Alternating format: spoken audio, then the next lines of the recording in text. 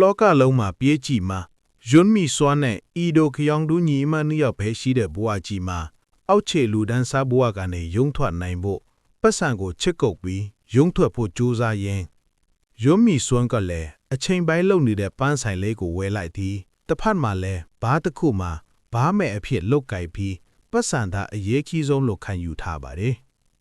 အီဒိုခယောင်အငှားကားမောင်းပြီးပတ်စံရှာပါတယ်ယွန်းမီစွန်းကမူးနေတဲ့ဧည့်သည်ကိုပြန်ပို့ပြီးပြန်လာတော့တခန်းလုံးဆူရန်နေတယ်။ဘာလို့လဲဆိုမန်နေဂျာချွဲဆိုတဲ့သူကမိန်းကလေးအားလုံးစီကပတ်စံအားလုံးလိန်သွားလို့ပါ။ယွန်းမီစွန်းနဲ့အီဒိုကယောင်ကလည်းဗီလာမှာနေနိုင်ဟုစုထားတဲ့ပတ်စံအားလုံးကိုမန်နေဂျာချွဲစီပေးထားလို့ပါ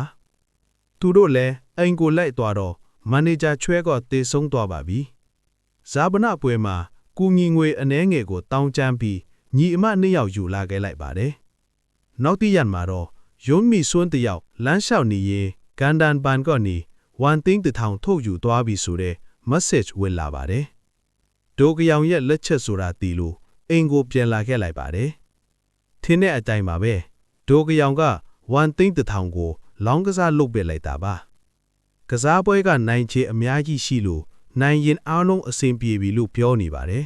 ။နောက်ထပ်ဘလို့ဘဝပြည့်ရအောင်မှလည်းမေးတော့ဘဝမပြတ်အောင်ဒီလိုလုပ်နေလာလို့ပြောပြီးညင်းခုန်နေကြပါတယ်။ကံကောင်းထောက်မစွာနဲ့ကစားပွဲကနိုင်လို့နှစ်ယောက်သားပျော်လို့မဆုံးခင်မှာပဲသူလောင်းထားတဲ့ website ကအတုကြီးဖြစ်နေလို့ပတ်စံတွေအားလုံးဆုံးရှုံးလိုက်ရပါတယ်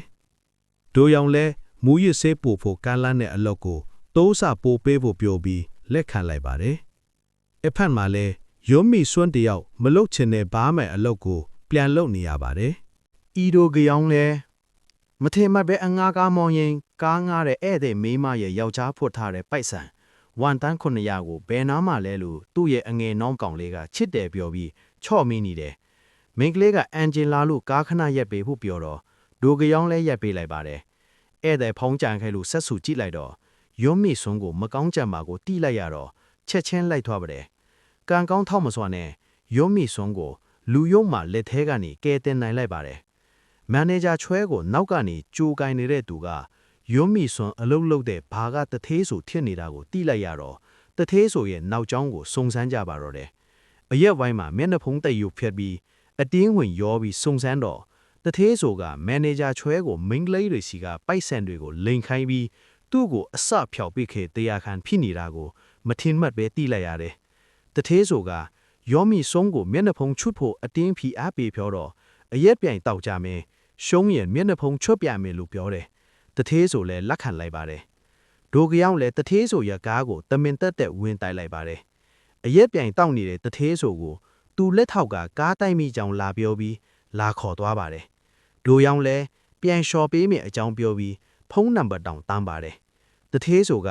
အစင်ပြေလဲလျှော်ရမလိုဘူးဆိုပြီးညင်းပါတယ်။ဒိုယောင်လည်းအစင်မပြေမှန်တီတော့တသေးဆိုရဖုန်း airdrop ကနေတဆင်တီနေရတွေကိုကူးယူလိုက်ပါတယ်။တီးလိုက်ရတာကဝန်ဆန်းတန်ဘက်ကချုံကုန်းတင်ကြိုက်တဲ့မှာပိုက်ဆံတွေဖွတ်ထားတယ်ဆိုတာတီးလိုက်ရလို့နှစ်ယောက်သားသွားတူကြပါတယ်။ကံကောင်းထောက်မစွာနဲ့ရွှေချောင်းတွေမှာရသွားပါတယ်။နှစ်ယောက်ပျော်ရွှင်စွာနဲ့ကားမောင်းပြီးပြန်လာရင်စော့ကူကသူတို့ကိုတွေ့သွားပြီးကားပြန်လှည့်ပြီးအမိလိုက်လာပါတယ်။ကားရှိကပိတ်ရက်ပြီးစော့ကူလည်းငါးပိုက်ဆံတွေယူသွားတာပျော်စရာကောင်းလားဆိုပြီးတိုက်ခိုက်ပါတော့တယ်။စော့ကူခြေထောက်ကားတကားနဲ့ညှက်နေတာကိုအခွင့်ကောင်းယူပြီးယွန်းမီစွန်းကပိုက်ဆံအိတ်ယူပြီးထွက်ပြေးတယ်။အင်အားချင်းမမျှလို့ပိုက်ဆံတွေလုံးပြန်ပေးလိုက်ရတယ်။ဒါပေမဲ့ကံကောင်းတာက